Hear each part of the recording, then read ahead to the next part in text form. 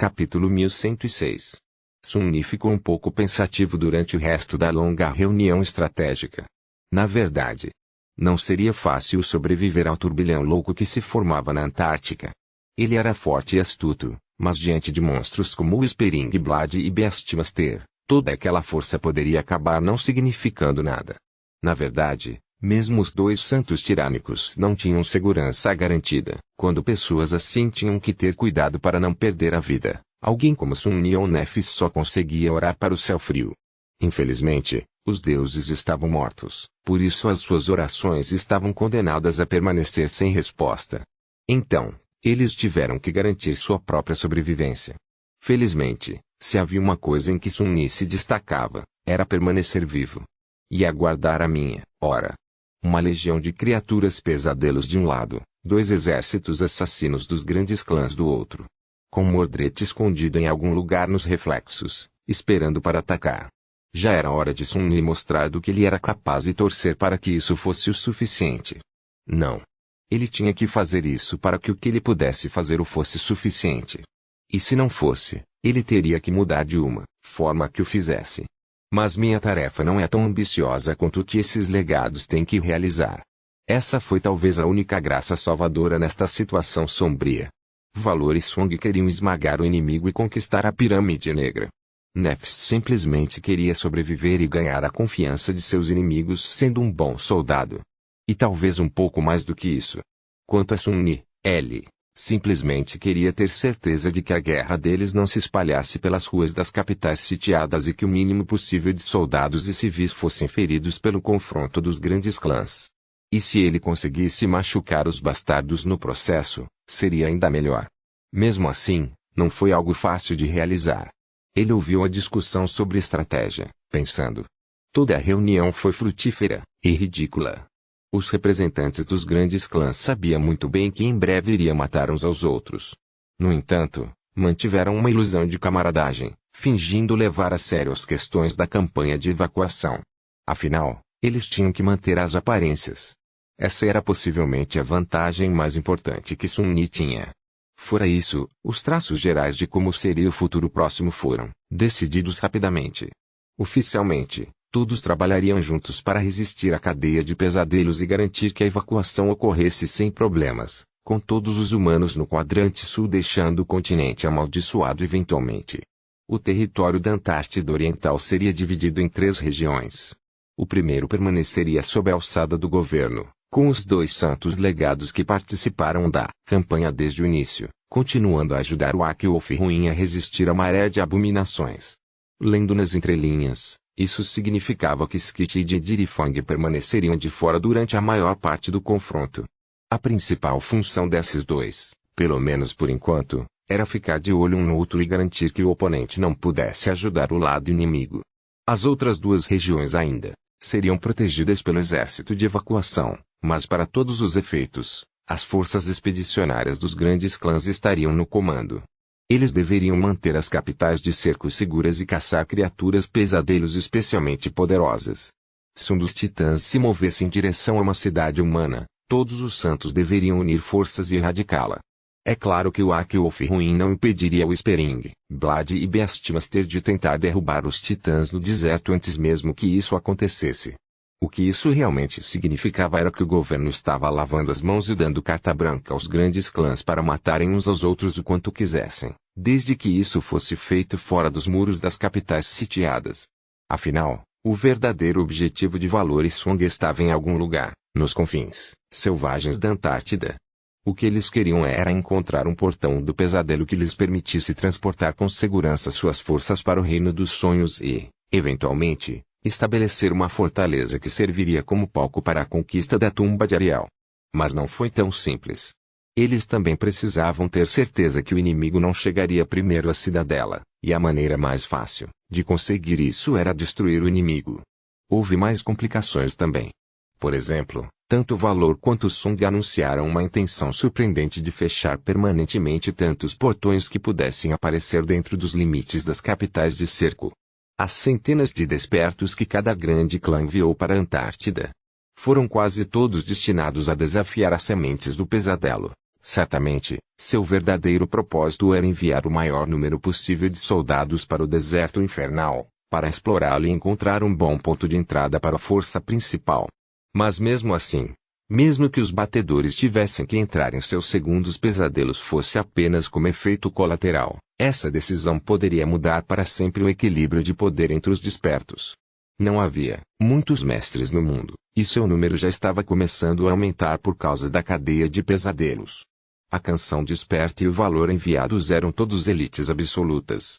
Se dezenas, ou talvez até 100 ou 2 deles ascendessem, isso teria um efeito explosivo em tudo. Mas não era com isso que Sun-Ni estava preocupada. O que o preocupava era a perspectiva desses batedores encontrarem um grande ponto de entrada atrás de um dos portões do pesadelo localizados dentro das capitais de cerco, e não na região selvagem. Se isso acontecesse, o inferno poderia explodir. E se encontrassem não apenas um ponto de entrada, mas uma passagem para um local que serviria como chave para chegar à Pirâmide Negra, nada impediria a outra parte de garantir que a capital do cerco em questão mudasse de mãos. Eles prefeririam vê-lo destruído, até mesmo, do que permanecer sob o controle do inimigo. Haverá 3 fases para este desastre. Primeiro, os clãs procurarão uma boa entrada para o deserto. Segundo, eles entrarão no Reino dos Sonhos por essa entrada e lançarão uma expedição em direção à tumba de Ariel. Por último, eles construirão fortalezas nas proximidades da pirâmide, reunirão as suas forças e lançarão os seus ataques finais. O primeiro estágio provavelmente consistiria principalmente em emboscadas secretas e escaramuças de pequena escala entre as forças de Valor e Song. A segunda etapa seria onde o verdadeiro derramamento de sangue começaria. E o último seria um verdadeiro inferno. Sun-Ni agora tinha clareza sobre o formato geral da guerra de clãs, mas ainda tinha muitas perguntas. Ele não tinha informações sobre o que exatamente eles iriam fazer, quando e como. Então, assim como Nefis havia dito, ele daria um passo de cada vez. O primeiro passo que ele teve que dar foi coletar informações. Sentado em silêncio no fundo da sala de reuniões, Sun-Ni olhou para as pessoas ali reunidas, os grandes e poderosos santos de renome lendário, e sorriu um pouco. Você poderia dar uma olhada nisso? Depois de todos esses anos, parece que finalmente terei a chance de atuar como um espião de verdade. Capítulo 1107 Espionagem. Espionar os cavaleiros dos grandes clãs parecia um método interessante de se matar, mas Sun-Ni estava disposta a tentar.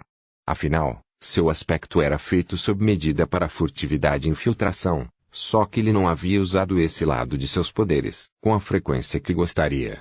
Sun-Ni não podia dizer que era realmente um mestre da furtividade, mas também não era um amador.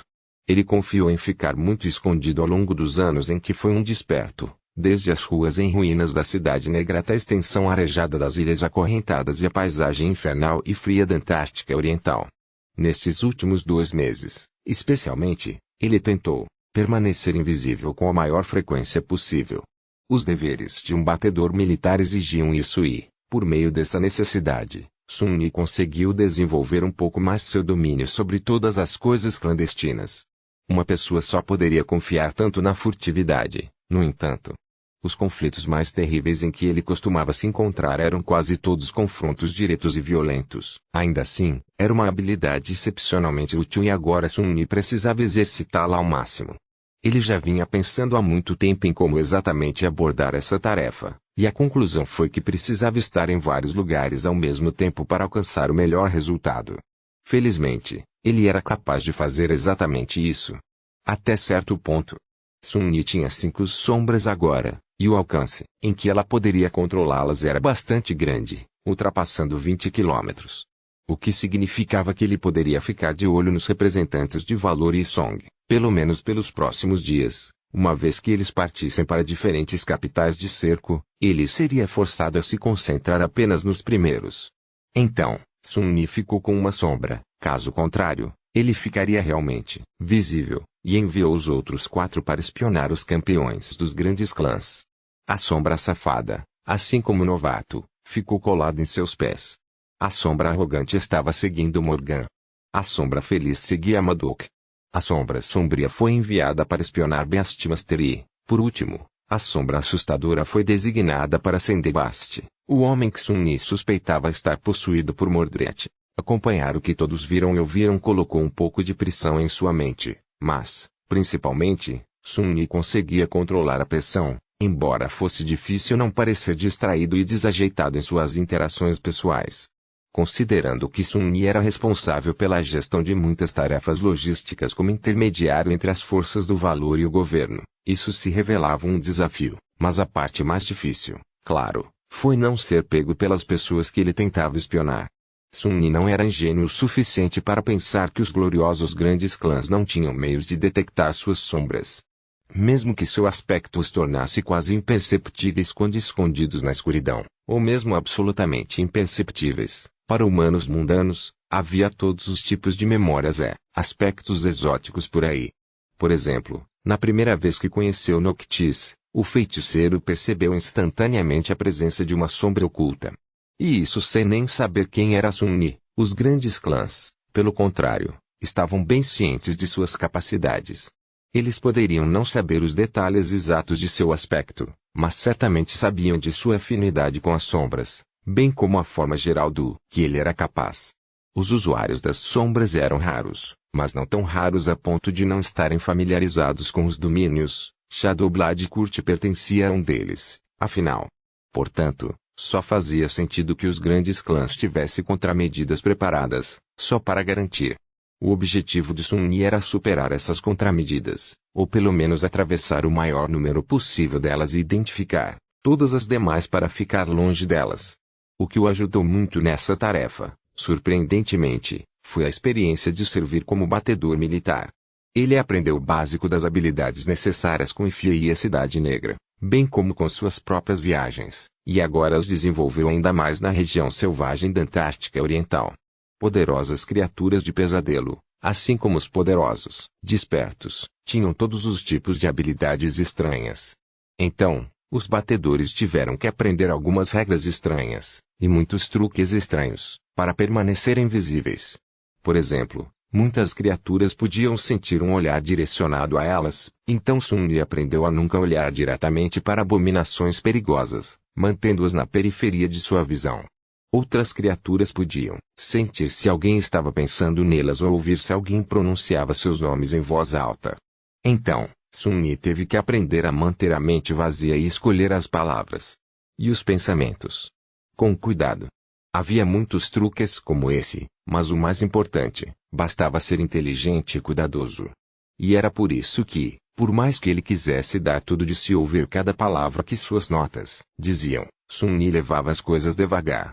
Ele manteve suas sombras a uma distância segura no início, gradualmente se aproximando cada vez mais dos 4 legados. Havia também uma diferença entre como agiam em circunstâncias normais e como agiam quando algo importante tinha que ser discutido. O primeiro era mais fácil, enquanto o segundo poderia ser quase impossível de ouvir. Até mesmo os adormecidos legados, como Caster, possuíam memórias que poderiam dificultar a audição de conversas importantes. Na Cidade Negra, ele havia usado uma para criar um cone de silêncio ao redor da sala onde conversavam. Alguém como Morgan ou Beastmaster, sem dúvida, teria ferramentas muito mais potentes para impedir que alguém descobrisse seus segredos. Sun-Yi quase foi pega algumas vezes por causa dessas medidas. Por exemplo, Valor e Song usaram memórias especiais para criar bolhas de luz brilhante e uniformemente difundida durante as reuniões. Como a fonte de luz era omnidirecional e seu brilho era perfeitamente o mesmo, nenhuma sombra poderia existir dentro da bolha, fato que ele aprendeu da maneira mais difícil, evitando um desastre apenas graças à sua paranoia e cautela. E ainda assim, apesar de tudo, Sun-Yi conseguiu se aproximar cada vez mais de Whispering Blood, Beastmaster, Morgan e Bast. Embora não tenha conseguido se infiltrar nas reuniões mais importantes, ele ainda foi capaz de aprender muito e juntar ainda mais informações a partir de pequenas e aparentemente desconexas informações que eles deixaram escapar. Ele pode não ter conseguido aprender seus segredos mais guardados ainda. Mas ele aprendeu algumas coisas interessantes. Capítulo 1108 Coletando informações. Sun-Yi estava mais interessada nos detalhes do que cada um dos 2 clãs rivais havia preparado para a Antártida. Mas esses planos eram fortemente guardados por aqueles a quem foram confiados. Ele suspeitava que aprender os detalhes de sua estratégia se tornaria mais fácil quando as principais forças de Valor e Song chegassem à Antártida, Quanto mais pessoas envolvidas em algo, mais difícil seria manter as coisas em segredo. No entanto, por enquanto, apenas alguns emissários estavam aqui, todos ocupados com um trabalho preparatório bastante transparente. Isso não significava que ele não tivesse aprendido nada útil, é claro. Saber o próximo movimento do inimigo era imensamente valioso, mas conhecer o próprio inimigo era muito mais importante. Ao observar suas 4 marcas, Sun Yi foi aos poucos se familiarizando com o modo como elas agiam, sentiam e até pensavam. Quando Beastmaster estava na muralha da cidade, observando uma horda de criaturas do pesadelo atacando-a com uma expressão estranhamente serena em seu rosto primorosamente lindo, a sombra de Sun Yi estava lá, observando. Quando o Spring Blade parou para olhar para os soldados mundanos, uma pitada de piedade desapegada apareceu em seus olhos calmos. A sombra de Sun Yi estava lá, observando. Quando Morgan praticava sua esgrima, movendo-se com graça e velocidade que fariam os guerreiros mais famosos sentirem o coração pesado, a sombra de Sun Yi estava lá, observando. E quando o sombrio e despretensioso Bast, ascensionado, passava horas sem fazer nada, sentado como um cadáver em um quarto escuro, sua sombra também estava lá. É claro que as pequenas nuances de suas personalidades não foram tudo o que Sun Yi aprendeu. Ele também ganhou uma compreensão muito melhor de suas habilidades. Beastmaster era, de fato, um ser assustador. Seus poderes residiam no mesmerismo e na manipulação. Pelo que ele sabia, simplesmente olhar nos olhos dela poderia ser uma sentença de morte. Ela poderia deixar seus inimigos indefesos, atraindo-os para um estado de transe profundo, ou atormentá-los com ilusões insidiosas. E, acima de tudo, ela poderia dominar completamente a mente de alguém, tornando um escravo eterno. O Spring Blade era igualmente assustador. Mesmo que seus poderes não fossem tão diabólicos, eles eram igualmente mortais. Sua habilidade quintessencial era tornar invisíveis todas as armas que ele empunhava, e sua transformação santa também deveria ser invisível. Como seu Madok não era tão misterioso e secreto quanto seu homólogo do clã Song, era amplamente conhecido que, quando ele lutava, era como se o próprio mundo estivesse cortando os corpos de seus inimigos. Não houve fuga. Morgan, por outro lado, tinha um aspecto bastante estranho. Se o Spring Blade possuía uma habilidade que tornava a espada que ele empunhava mais mortal, então Morgan era a própria lâmina.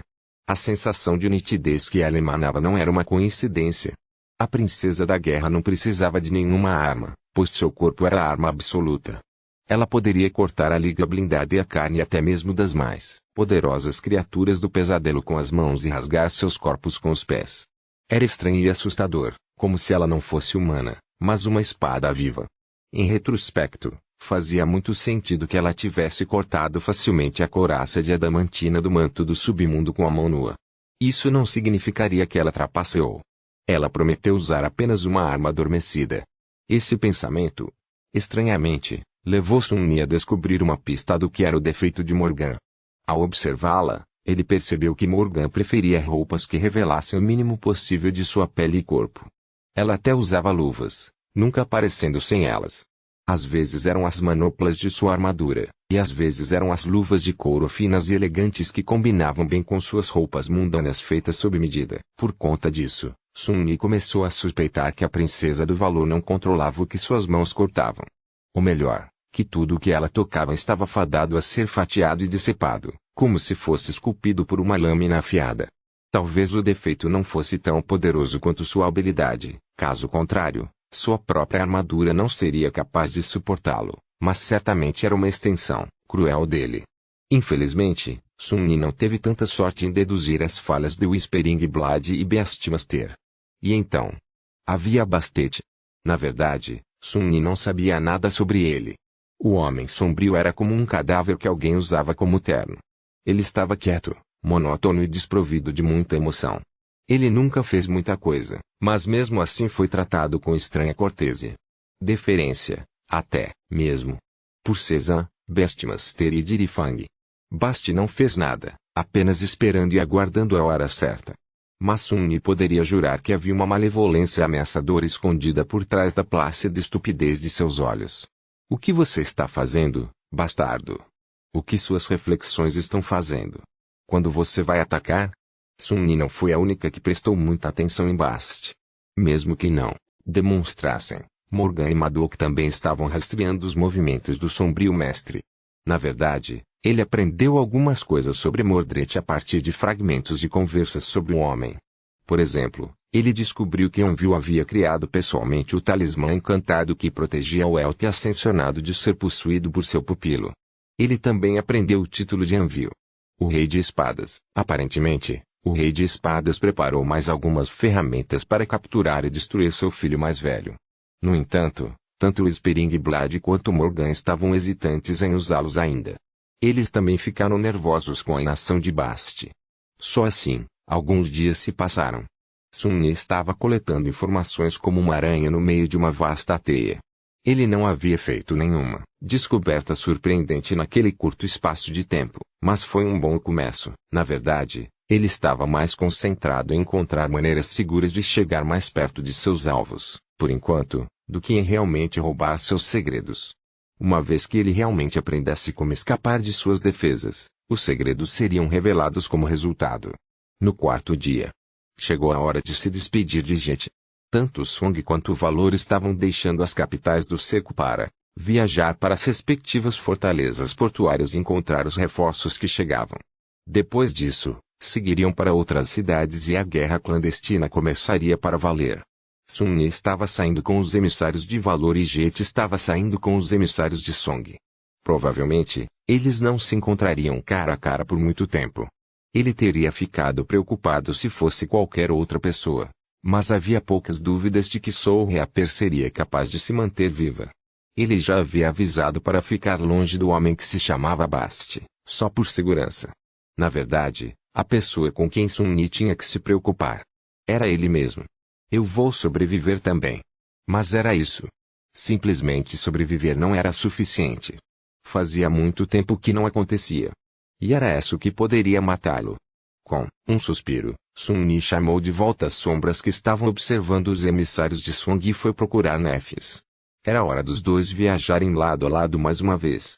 Capítulo 1109 Batalha titânica numa vasta planície salpicada de riachos sinuosos e lagos rasos. Uma batalha cataclísmica estava acontecendo. Legiões de criaturas pesadelos fluíam através dela como uma maré negra, com várias figuras titânicas marchando entre elas. O chão tremia a cada passo e os seus acima eram obscurecidos por um redemoinho de corvos famintos. Os humanos lutaram contra as abominações à sombra de suas asas. Hoje, as forças da humanidade reuniram-se de toda a Antártida para impedir a marcha da horda titânica. 7 santos os lideraram na batalha. Havia o Aquilofruin, o Carrion Crow, uma figura lendária que protegia o mundo desperto desde os tempos da primeira geração. O Springblade, a primeira lâmina do grande clã Valor, que liderou incontáveis guerreiros despertos na conquista do Reino dos Sonhos. Havia Beastmaster, a temível e encantadora filha do grande clã Song, e sua irmã, Silent Stalker, que era uma caçadora e matadora de coisas. Havia também Skitid do clã Itfeater e Jirifang, guerreiro bestial de selvageria e força incomparáveis. Havia também cerca de 100 mestres no campo de batalha, servindo como campeões e oficiais do exército humano. Sun foi um desses mestres. Enquanto observava a cena inconcebível do confronto entre duas forças poderosas, impressionado com sua escala e ferocidade, só havia um pensamento em sua mente: Santo Inferno. Ele tinha visto muitas coisas incríveis em sua vida, mas todas, com exceção do rosto de Hope, empalideciam em comparação com esse confronto calamitoso. Foi, sem dúvida, a maior batalha que aconteceu desde o início da campanha na Antártica. E talvez até na história deste mundo. Sun estava atualmente bem acima do campo de batalha, no que servia como centro de comando para o exército unido do governo e dos grandes clãs. O centro de comando estava situado num forte de pedra, que ficava no topo da carapaça de uma tartaruga gigante e monstruosa. Qual foi um dos ecos de Morgan? Felizmente, a princesa do Valor, a princesa da guerra, não o convocou no dia de sua chegada. Caso contrário, a fera gigante teria destruído todo o prédio do governo. Era como uma fortaleza em movimento. A própria Morgan estava por perto, comandando o exército. Os cavaleiros estavam ocupados lutando contra os titãs que lideravam a horda, então não tiveram tempo de desempenhar o papel de estrategistas imparciais. A princesa da guerra, por outro lado, era uma estrategista genial. Até agora, Ninguém colocava esse fato em dúvida, apesar de sua tenra idade. Claro que Seizan também estava aqui, de olho para que Morgan não tivesse nenhuma ideia engraçada. Assim como Jet, Nephis e Cassie. A Changing Star e os Fury Keepers foram mantidos em reserva por enquanto, e seriam enviados para fechar as lacunas no local do campo de batalha onde a situação era mais terrível. Quanto a Song of Tifalin, ela provou ser um recurso inestimável em tais situações. Com sua habilidade ascensionada permitindo-lhe ver através dos olhos dos soldados em todo o campo de batalha, ela poderia transmitir todas as informações necessárias ao comandante em poucos instantes. Com a ajuda dela, a compreensão da situação por Morgan foi muito mais fluida e imediata. Justo naquele momento, Cassie se mexeu um pouco, uma carranca sutil aparecendo em seu rosto delicado. Um demônio corrompido está se aproximando da 7ª Companhia da Brigada, Ursus. Suas habilidades são manipulação mental, indução de medo e aumento de si mesmo através do consumo. A 3ª Companhia da Brigada Lyra está sofrendo pesadas baixas por causa da mudança no terreno, causado pelos Aceclas escavadores do Tirano Caído, denominado Verme. Os lobos acabaram de chegar ao local do Verme. Morgan demorou-se por um momento e depois olhou para a jovem cega. Seus olhos vermelhos brilhavam vibrantemente desde o início da batalha. Você conhece Raizeb Alves pessoalmente, certo? Qual é a sua estimativa de quanto tempo ela levaria para se livrar daquele tirano? Em vez disso, Nephis respondeu, olhando para um determinado local do campo de batalha com uma expressão sombria. Cerca de 3 minutos, mais ou menos. Morgan sorriu. Rápido. Mas não rápido o suficiente. Vou enviar um dos ecos para acelerar as coisas. Ela estava pronta para dar a ordem, mas parou quando Cassie falou de repente, não. Envio para reforçar 3 Lyra. Morgan olhou para ela com curiosidade. Por quê? A menina cega permaneceu em silêncio por um momento.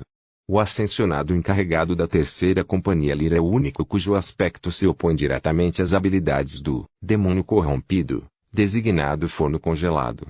Devemos ter certeza de que ele preserve o máximo de ciência possível, por enquanto. Há também um lago entre o eco mais próximo e a posição dos lobos. Atravessá-los será uma perda de tempo. A princesa do valor sorriu levemente. Correto. Boa ideia. Com isso, ela continuou a dar ordens, controlando o grande exército como um maestro de uma orquestra gigante e cacofônica. Cassie continuou a fornecer relatos em primeira mão sobre o que estava acontecendo no campo de batalha e, de tempos em tempos, dando conselhos comoventes. Nephis permaneceu em silêncio. O que foi um pouco estranho, considerando que ela não tinha menos conhecimento sobre como travar uma guerra contra as criaturas do pesadelo. No entanto, Changing Star simplesmente assistiu à destruição da batalha furiosa, com os olhos pesados. Sun-Yi estava disposta a apostar que ele sabia o que ela estava pensando. Porque ele estava pensando a mesma coisa. Hoje foi a primeira vez que viram todos os santos da Antártica dando tudo de si. E isso. Essa era uma fonte de informação inestimável, até porque esses poderosos semideuses um dia seriam os próprios oponentes de Nep.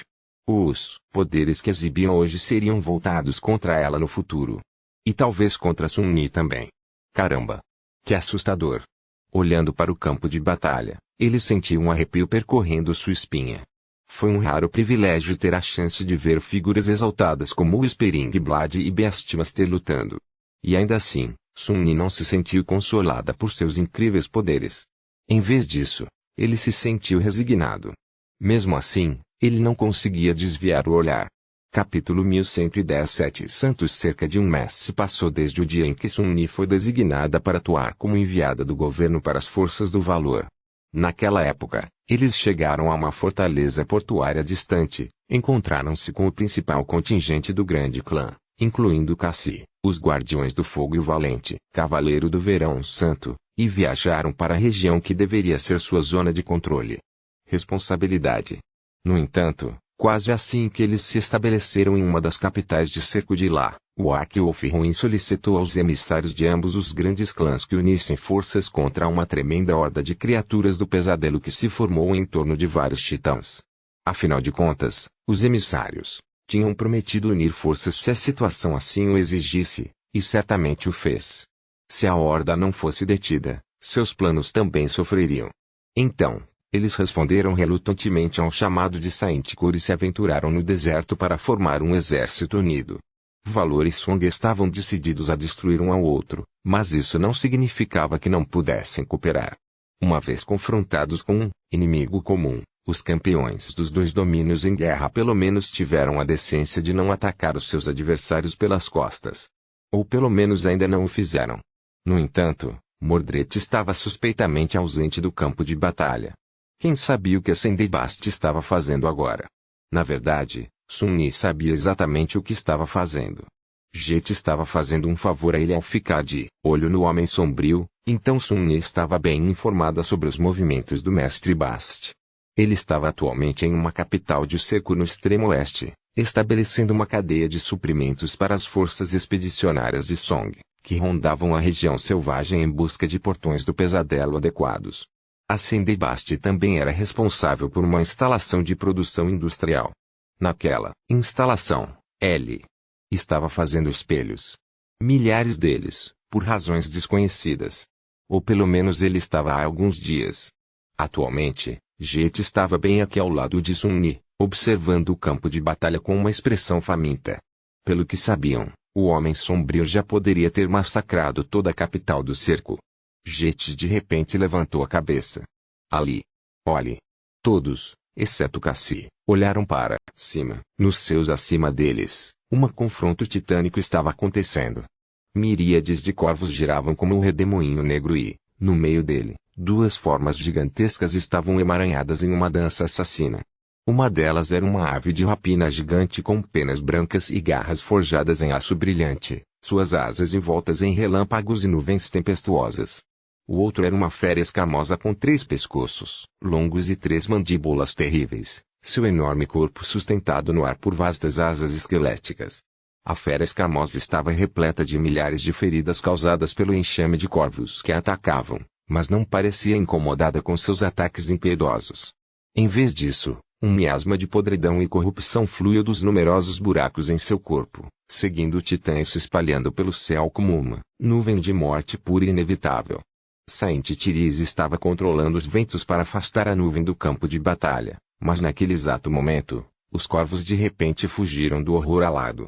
Uma fração de segundo depois, ele foi envolto em uma gaiola de relâmpagos e, então, o pássaro branco voou através do relâmpago para colidir diretamente com a fera gigante. Suas garras rasgaram seu peito e seu bico se fechou em um de seus pescoços, rasgando-o em pedaços. Skitid sacudiu a cabeça violentamente e cortou completamente o pescoço do titã. Enquanto o miasma vil brotava da terrível ferida como uma fonte, a cabeça da criatura despencou e caiu no chão, destruindo várias centenas de criaturas pesadelos. Sun-Ni cerrou os punhos e desviou o olhar da batalha aérea. Coisas impressionantes e aterrorizantes também estavam acontecendo no terreno. Em um canto do campo de batalha, uma montanha de carne mal formada rastejava pela planície, absorvendo em si tudo em seu caminho. Aquelas criaturas do pesadelo que tiveram a infelicidade de se aproximar dele foram instantaneamente capturadas por tentáculos carnudos, atraídas para o corpo do horrível titã e consumidas, tornando-se parte dele. Se a montanha de carne atingisse a linha de defesa do exército humano, o mesmo destino aguardava os soldados. No entanto, não teve oportunidade. Muito antes de o titã se aproximar das fileiras dos despertos, uma figura solitária avançou entre eles e então desapareceu. Sun-Ni viu o momento claramente, mas mesmo assim parecia que o Spring-Blade nunca tinha estado ali. No momento seguinte, algo espetacular e aterrorizante aconteceu. Era como se um caminho largo e sangrento tivesse sido aberto através da horda de criaturas do pesadelo por uma força invisível. Ninguém conseguia ver o que estava entregando os cortês, mas inúmeras abominações foram instantaneamente transformadas em carne picada. Feridas abertas simplesmente apareceram em seus corpos, como se as criaturas tivessem sido cortadas em pedaços por uma lâmina invisível. Não. Um enxame de lâminas invisíveis. Uma onda deles. A onda rolou pela horda, destruindo tudo em seu caminho, e logo alcançou a rastejante montanha de carne. Incontáveis tentáculos se enrolaram, tentando pegar quem estava atacando o titã, porém, tudo o que pegaram foi ar. Enquanto isso, lacerações sangrentas começaram a aparecer na superfície da montanha de carne, às vezes várias de cada vez, cada uma com dezenas de metros de comprimento e extremamente profundas. Os tentáculos foram cortados e lançados voando, apenas para rastejar de volta como cobras carnudas. Apesar de sofrer ferimentos graves, o titã ainda não estava sucumbindo ao ataque de lâminas invisíveis. Mas parou completamente, deixando os soldados suspirarem de alívio. Em outro ponto do campo de batalha, um homem com uma armadura brilhante empunhava uma lança que parecia ser feita de água limpa para cortar um mar de vinhas cinzentas que cresciam do solo com uma velocidade assustadora. Os riachos, rios e lagos ao seu redor pareciam ter se transformado em armas também. Fluxos de água subiam deles e voavam pelo ar como chicotes, cortando as vinhas e levando-as embora. O Cavaleiro do Verão permaneceu calmo e sereno enquanto enfrentava a ira do Titã Invisível. Ele agradeceu sua atenção, porque diminuiu a pressão sobre dois santos diferentes. Nas profundezas da área completamente consumida pelas vinhas cinzentas, uma criatura que lembrava uma mistura imponente e monstruosa entre um humano e um lobo estava arranhando o chão, cavando com um propósito cruel. Cada movimento, inúmeras vinhas eram destruídas e uma grande quantidade de solo era deslocada. O demônio gigante, Saint Dirifang, estava sendo atacado pelas vinhas de todos os lados. No entanto, muito poucos o alcançaram.